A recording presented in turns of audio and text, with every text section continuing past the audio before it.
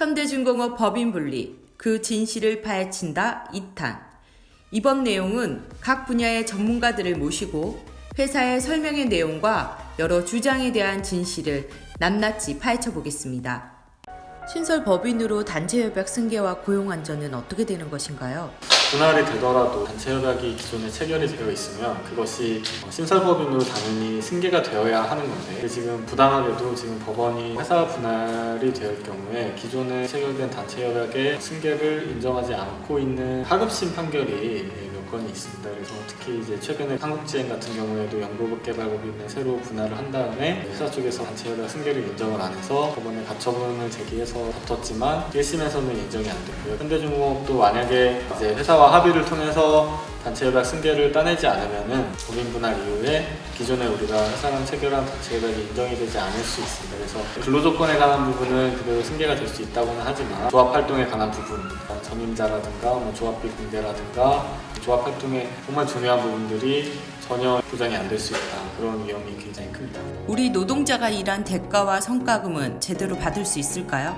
물적 분할이 진행되게 되면은 성과금뿐만 아니라 종업원의 임금에도 심각한 문제가 발생될 것입니다. 분할 전 현대중공업이 100%의 매출이 발생하게 되면은 그 매출을 근거로 임금 인상을 요구하게 되고, 매출에 대비한 영업이익을 가지고 성과금을 산출하게 됩니다. 상대적으로 원자재나 인건비 등 막대한 지원이 들어가는 생산 부분보다 한국조선해양에 배치하게 될 투자 수주 R&D 부분을 남기고 적은 지원으로 큰 성과를 만들어낼 수가 있고, 기업의 적자를 반영함에 있어 큰 부담감이 없는 그런 사업들로 구성되어 있습니다. 매년 노동조합과 회사는 임금 교섭을 진행하고 있습니다. 지난 2018년 지주사 단체 교섭을 진행하면서 제가 느꼈던 점은, 회사는 물적 분할이 이루어지게 되면은 지주사와 분할사는 분명히 다른 회사라는 주장들을 또다시 하게 될 것입니다. 현대중공업이 어렵기 때문에 지주사가 채무로서 현대중공업을 도울 수 있는 이런 제안들을 요구를 많이 했었지만은 회사는 단 한 번도 그런 요구를 수용한 적이 없습니다. 현대중공업은 또다시 막대한 제한이 들어가는 수익성이 낮은 이런 사업들의 매출 결과로만 임금 인상을 진행해야 될 것입니다. 앞으로 수십 년간 우리 임금들은 올바르게 인상되지 않을 것이고, 지금보다 더 저임금 체계에 허덕이게 될 것입니다.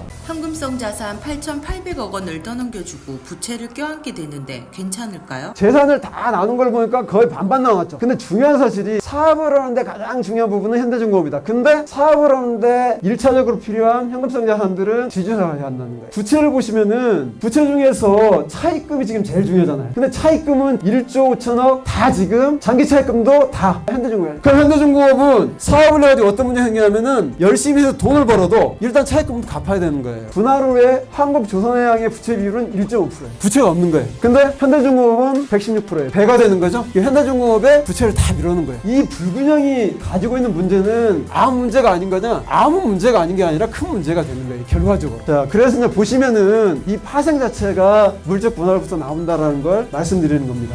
존속회사인 한국조선해양 본사가 서울로 이전되는데 우리 울산 동부는 안전할까요?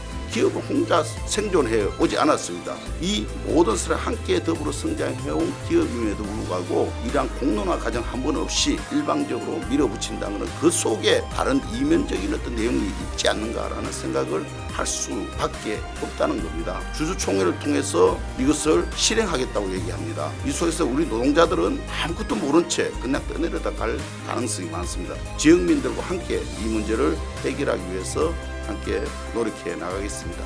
대우조선해양을 인수 후 같은 업무를 하는 노동자들은 어떻게 되는 건가요?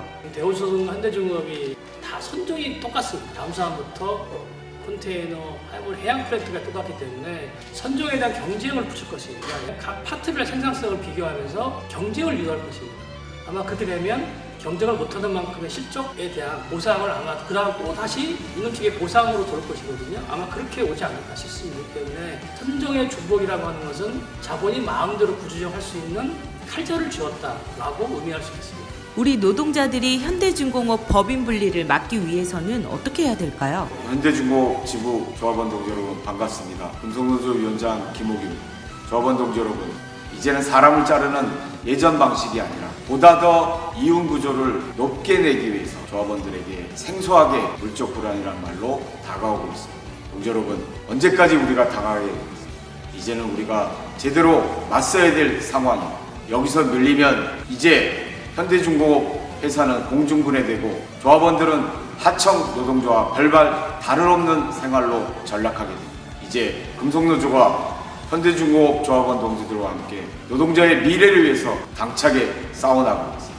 그 길에 조합원 동지들도 내 생존권은 내가 지킨다는 각오로 함께 싸워서 반드시 노동자가 미래를 개척하는 그런 힘있는 노동조합을 만들어 갑시다. 투쟁! 우리 노동자들을 지옥으로 몰고 갈 현대중공업 법인분리 함께 싸워 막아냅시다.